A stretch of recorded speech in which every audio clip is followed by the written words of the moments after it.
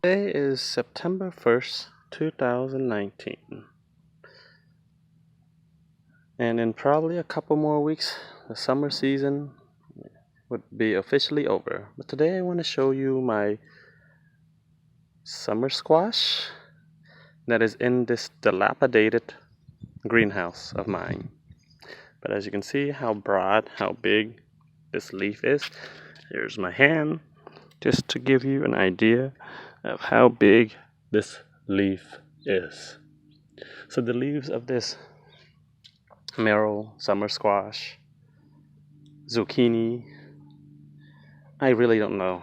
I thought it was a zucchini plant, but once it's grown to be this big, I realize it is probably something else or a crossbreed of something, because my zucchini did grow out to be like a zucchini, and they're tiny and they're about 6 to 8 inches long, and they are not as vigorous as this one.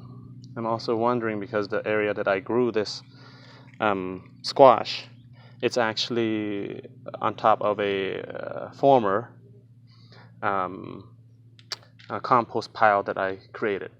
So during the summer I removed the compost pile, add some more soil in the space, so maybe it is that effect. I cannot tell you for certain.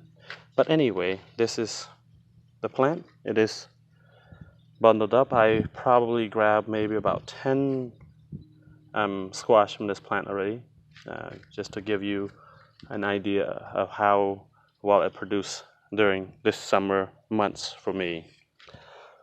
So I'm gonna move in here into this space to give you an under the umbrella, so to speak, to give you a perspective of what it looks like from below. So you can see it's very dense, but there is a fruit right there. This one is a giant, a colossal of fruit. I'm not going to stick my hand in there right now without gloves. They are sticky. These semi-prickly leaves and stem. I mean, it's not really painful, but it's razory. It's quite like a razor. But there's another fruit below here. Here's that colossal of fruit again. But there's another one that is smaller, as you can see here. In terms of size, I would put that at about maybe 3 inches long, compared to this giant colossal that I mentioned a moment ago. That is probably about a foot long and probably about half a foot wide. Again, that's just my speculation, my guess. But here's another view of it. There's two little ones. They seem to be taking and growing. The reason why I'm not removing this one, because I start to fall in love with this plant as a result of its ability to grow and produce for me this whole entire summer. So I decided to keep this plant by saving a fruit, which is this one that you see here, for the purpose of seeds saving, and so that I can regrow them next year. But as you can see, that is mega big. So here's my hand, just to give you a perspective again. And once again, for those of you who've seen my videos, I am about 5'11", and here's my hand to give you a perspective of how big this fruit really is. I will not be cutting it out until maybe in the winter months when it begins to rain. Then I'm gonna save it for seed next year. But this is a very vigorous plant, and we have many, and we actually share them with friends and family. Those who likes zucchini or squash, I think that I need to start cutting back some of the leaves, the older leaves, to provide some air into this plant once again.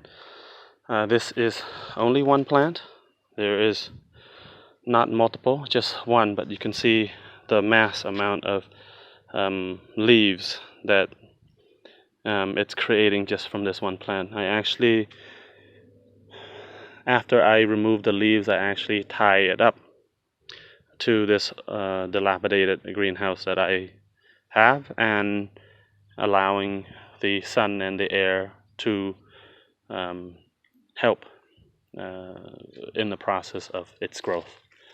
So I will be doing that sometimes today, but you can see here there's flower setting and continuing. That looks like a male flower. It's not going to produce any zucchini, but in any situation there's another one. They won't be producing any fruit there, but those are all necessary for the production of fruit and the survival of this plant. So it will continue to grow and hopefully be abundance for me. But here's another view of that mega squash that I have here in my backyard. So these are a beautiful site for grower, for gardener like myself who enjoy growing these things in our backyard. And when things goes well and grow well, it makes it exciting, and this is excitement we want to share with friends and family and anyone else who likes to listen and wants to experience these kind of awesome feeling as well. So here is the stem of that plant, okay, and it goes right into the ground right about there. As you can see, there's only one plant, but this plant, as I stated earlier, has been giving me fruit all throughout the summer and still is, as you've seen what I shared a moment ago.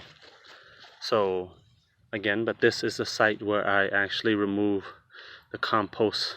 I started a compost pile last year, and I removed much of it and leaving the residue and the some of the particles of the compost pile here, and I added some additional soil that I purchased from Lowe's or Home Depot, and again, I don't know if it's the soil from Lowe's or Home Depot, but I do know as a fact that it was a site that has some good quality nutrition from the compost that I set in this spot. As you can see, all the other vegetation that is also grown in this bed is actually growing quite well, such as this potato, sweet potato here. This is also only one plant. I placed a plant about right here, and it grows in my flower bed out this direction. Okay, right under this jungle, this mess right here, it continued to grow and spread throughout with a distance of maybe about 10 feet long. But there are multiple spreads, multiple shoots.